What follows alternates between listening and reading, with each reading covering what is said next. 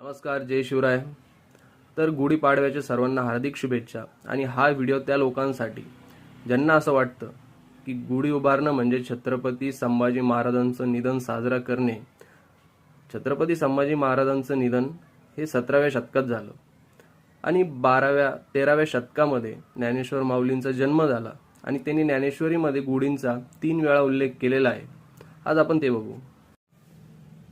अध्याय 4 त्यामध्ये 8व्या श्लोकामध्ये माऊली उल्लेख करतात, अधर्माची अवैध तोडी, दोषांची लिहिली फाडी, सज्जनान करावी गुढी, सुखाची उभवी.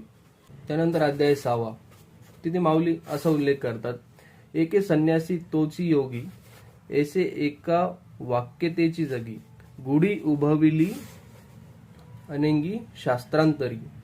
हा एक उल्लेख. त्यानंतर अध्याय 14 त्यामध्ये सुद्धा असा उल्लेख येतो, माझी अवसरी ते फेडी, विजयाची सांगे गुढी, एरू जीवी म्हणे सांडी, गोठी इया. तर अशा प्रकारे संत ज्ञानेश्वर ज्यांचा जन्म छत्रपती संभाजी महाराजांच्या सुद्धा 400 वर्षापूर्वी झाला होता, ते त्यांच्या ज्ञानेश्वरीमध्ये वेळोवेळी जिथे जिथे विजयाचा ध्वज उभारण्याचा, नवीन सुरुवात करण्याचा उल्लेख करताना गुढीचा उल्लेख करतात.